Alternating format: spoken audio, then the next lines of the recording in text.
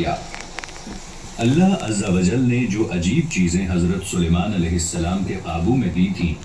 ان میں سے ایک ہوا بھی تھی۔ حضرت سلیمان علیہ السلام ہوا کو حکم دیتے تو وہ انہیں ان کی خواہش کے مطابق اٹھا لے جاتی۔ اس طرح حضرت سلیمان علیہ السلام ذرا سے وقت میں دور دراز کے ملکوں کا سفر کراتے۔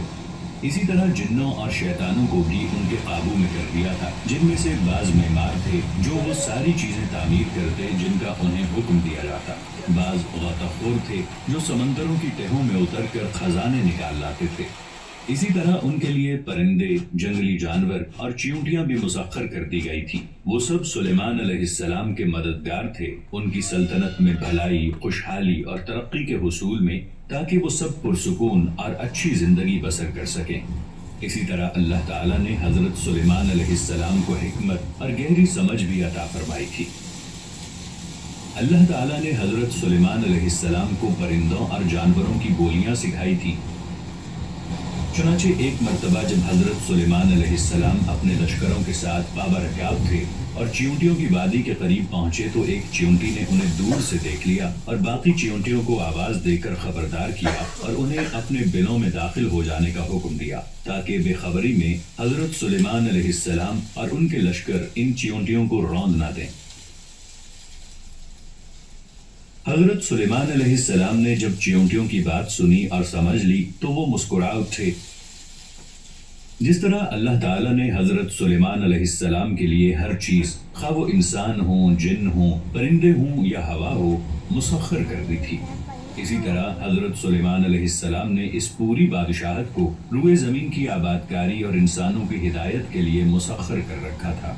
حضرت سلیمان علیہ السلام حق کے معاملات میں مضبوط اور طاقتور بادشاہ اور ایسے نبی تھے جو زمین پر اللہ تعالیٰ کی مرضی کو پورا کرنے میں اور انسانوں کے زمین پر بہتر خلافت میں لگے رہتے تھے۔ حضرت سلیمان علیہ السلام کی سلطنت اور مملکت بہت وسیع تھی، چنانچہ وہ زمین کے راستوں پر ایک جگہ سے دوسری جگہ آتے جاتے، اپنے عظیم مقاصد کو پورا کرنے، اللہ تعالیٰ کی بندگی کی بنیاد پر انسانیت کے اتحاد کے لیے اور اختلاف، فساد، بگاڑ اور کشمکش کو ختم کرنے کی خاطر۔ نیز انہوں نے اپنی حکمرانی اور بادشاہت اور حکمت و نبوت کے ذریعے انہیں عطا کردہ ساری نعمتوں کو بہترین صورت اور بلند ترین مقصد کے ساتھ حق کی اشاعت اور مخلوق کی نفع رسانی میں لگا دیا۔ چنانچہ وہ اپنے ہدہد کو ایک پیغام کے ساتھ ملکہ سبا کے پاس روانہ کرتے ہیں، اسے یعنی ملکہ سبا کو اللہ تعالیٰ کی بندگی کی دعوت دینے کی خاطر۔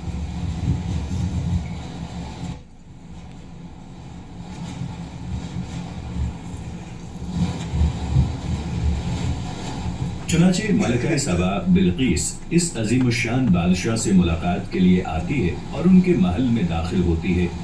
تو ان کے پاس جو چیز تھی اسے دیکھ کر دنگ رہ جاتی ہے۔ اس کا اپنا عرش جسے وہ مملکت میں چھوڑ آئی تھی وہ دیکھتی ہے کہ گویا وہی حضرت سلیمان علیہ السلام کے پاس موجود ہے، اور حضرت سلیمان علیہ السلام جب اس سے اللہ تعالیٰ کے بارے میں گفتگو کرتے ہیں اور یہ کہ وہی معبود برحق ہے، تو بلقیس حضرت سلیمان علیہ السلام کے ساتھ اللہ رب العالمین کی اطاعت میں داخل ہو جاتی ہے